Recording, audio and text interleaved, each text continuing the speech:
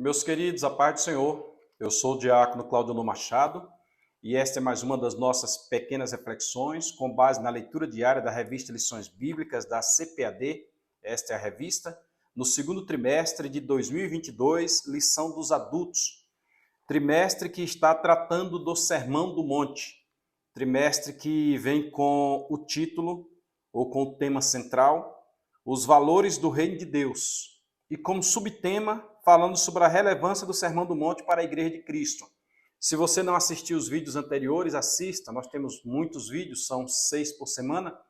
E logo no início do trimestre, há 4 lições atrás, melhor dizendo, nós começamos a explicar por que o Sermão do Monte é relevante para a igreja. Eu repito aqui só para ter o conhecimento, mas convido você a justamente retornar no conteúdo que nós já divulgamos aqui no YouTube, e você confira. O Sermão do Monte é relevante para a igreja porque inicialmente ele não era para a igreja, ele era para os judeus. A igreja surge lá em Atos dos Apóstolos. Mas, como a igreja surge em Atos dos Apóstolos e é tida como enxertada na oliveira verdadeira, o Sermão do Monte logo é para nós também. E eu gosto muito de citar que está escrito, que tudo que está escrito para nosso proveito está escrito, então, logo, o Sermão do Monte. Nós estávamos em sala de aula e eu achei interessante a observação de alguém quando disse a lei, porque nós já tratamos aqui sobre a lei, foi na lição atrasada, na lição número 3, a lei não é para não é para nós estarmos subjugados a ela, tendo ela como regra de salvação, pois a lei nunca salvou. A salvação é Jesus Cristo, é o sacrifício da cruz.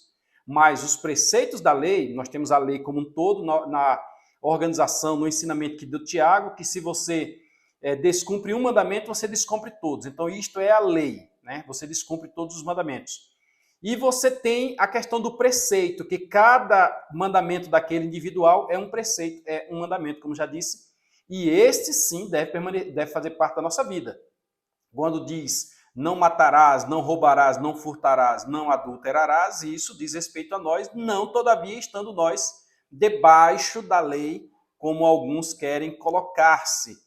Porque cumprir a lei requer que você cumpra os 613 mandamentos. Caso contrário, você é culpado de todos os 613, mesmo que tenha infligido só um. Sendo assim, nós vivemos debaixo da graça, nós vivemos a nova aliança, mas não esquecemos que a lei orienta, porque já está escrito que a lei é santa e o mandamento é santo, justo e bom. Legal, né? E seguindo na lição, nós estamos nesta semana na lição de número 5, preparada para 1º de maio de 2022. Lição 5, que tem como título O casamento é para sempre. Tratamos já nesses dias anteriores sobre a banalização do casamento, a banalidade do casamento. Casamento tem sido meio para alguém adquirir recurso, casamento tem sido saída para algum fim. As pessoas não têm casado mais segundo a vontade de Deus e, em muitos casos, nem por amor. Aí esses casamentos são fadados ao fracasso. E nós estamos vendo este contexto aqui e hoje nós entraremos num outro assunto interessante, porque o casamento, para existir, ele não é só um lado, eles são dois. Uniciar, homem e mulher, deixará pai e mãe, unicião, e serão ambos uma carne. É isso que nós vamos falar hoje. E, para tanto, nós vamos para a leitura diária de hoje, que está na Carta aos Efésios, capítulo 5, versículo 33. Carta aos Efésios 5 e 33. É uma carta que Paulo escreve da prisão. Esta é uma das cartas da prisão. Paulo, da prisão, escreveu a Filemon, escreveu a Colossenses, escreveu aos Filipenses e escreveu também aos Efésios. A epígrafe diz: o amor e o respeito no casamento. Nós já começamos a entrar no detalhe do casamento duradouro. Amor e respeito.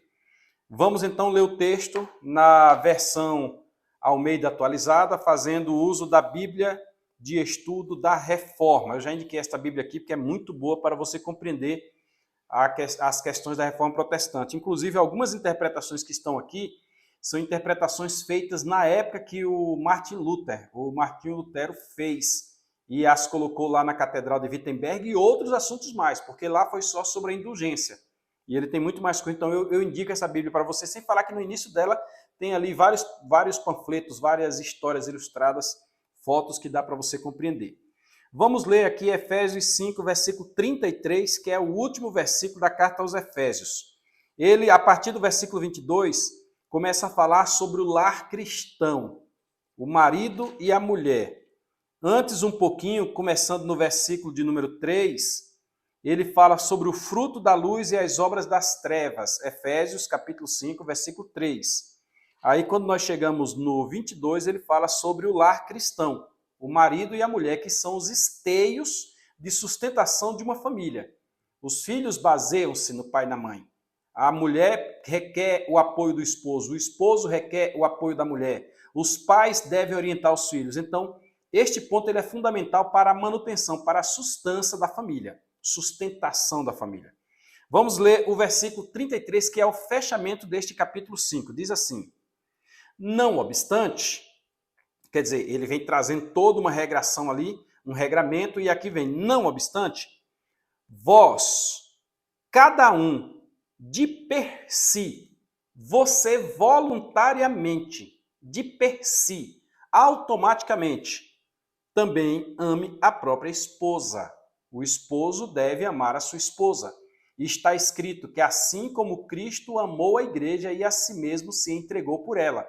Logo, o marido deve ter amor pela esposa. O amar, ele vem de uma expressão, neste sentido aqui, aparentemente eros, que é o amor erótico, o amor do desejo sexual. Mas o amar aqui também pode ser o amor filéu, o amor que você cuida da outra pessoa como se fosse você mesmo. Logo, como é que alguém está, um exemplo simples, desprotegido, descoberto e você não cobre? Como é que alguém está com necessidades de víveres e você sendo o esteio, sendo o arrimo desta situação, você não supre essa necessidade? Há uma necessidade de amor, de proteção, de afeto. Então o amor deve, é um dever, é uma obrigação. Se não ama, nós já temos um problema. Este casamento está fadado ao fracasso e nós somos obrigados a reconhecer que o divórcio existe entre nós e já existia desde os dias de Cristo e começou a existir lá nos dias de Moisés, como documento escrito.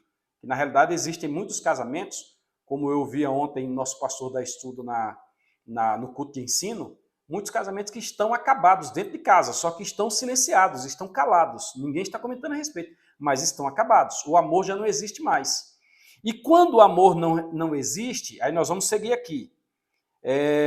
Também automaticamente ame a própria esposa como a si mesmo. E aí nós vamos para justamente a questão do relacionamento horizontal, a Deus sobre todas as coisas, e o próximo como a si mesmo, esse próximo, na circunstância, é a esposa. E haja vista é quem está conosco dentro de casa todos os dias, todas as circunstâncias, é quem vê os bons e os maus momentos, é quem conhece todos os detalhes. E a esposa, que é uma via de mão dupla, não é só para falar do homem aqui, respeite o marido. Então, quando não há amor, não há respeito. E aqui não é só dizendo que a mulher é a única que ama e o homem não ama, que o homem é o único que desrespeita, ou é o único que respeita a mulher que desrespeita. Não. Paulo aqui está citando o que ocorre.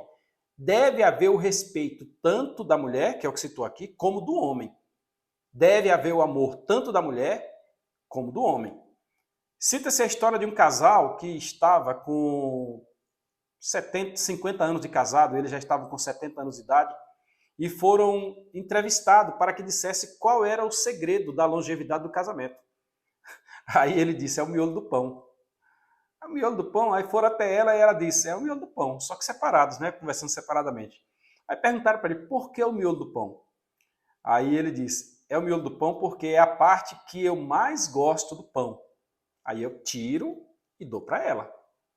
Olha que coisa bonita. Aí foram até ela. Ela disse, é o miolo do pão porque a parte que eu menos gosto é o miolo do pão. Mas ele me dá e eu como. Logo, há uma necessidade de haver uma compreensão e uma adequação. Em alguns momentos, já tem um ditado por aí que diz que é melhor você ter paz do que você ter razão. Quando os dois têm razão, a coisa briga, e já disse o irmão Charles que dois bicudos não bebem água na mesma cumbuca. A paz do Senhor para o irmão Charles e para a irmã Suza. Sendo assim, nós compreendemos que é necessário que os dois hajam. Se não houver no casamento a ação dos dois, tanto do marido quanto da mulher, o casamento certamente fracassa. E é em todos os sentidos. Um faz comida, o outro come. Se um come, o outro faz comida. É uma coisa. Se um lava, um passa. Se um passa, um lava. Se um passa, o outro veste. Eu gosto de dizer que eu não gosto de reclamar de nada, principalmente nada que eu não saiba fazer. Se eu não sei fazer, eu não reclamo. Se eu sei fazer, pode ser que eu diga, olha, eu acho que aqui, se você fizesse assim, seria melhor, etc. Mas para evitar o conflito, eu tenho um problema com conflito que eu chego até a passar mal quando o conflito surge. Eu prefiro ficar calado, resguardado num canto para evitar a discussão. Deve haver entre os casais o amor e deve haver entre os casais o respeito. Quando perde-se o amor e perde-se o respeito, este casamento que, conforme diz a capa da lição número 5, é para sempre ou deveria ser para sempre, infelizmente, fora outra circunstância que nós ainda haveremos de discutir, especialmente em sala de aula, ele chega ao fracasso. É um assunto difícil, mas nós precisamos abordar. Você é nosso convidado a estar na Escola Bíblica Dominical domingo. E aproveite esse conteúdo e mande para alguém. Evangelize alguém com a palavra do reino. Quando você manda para alguém, alguém ouve, alguém aprende alguma coisa, alguém se converte de algum detalhe. E se inscreva no nosso canal, compartilhe, curta, comente. Vamos abençoar outros com a palavra do reino de Deus. Até mais.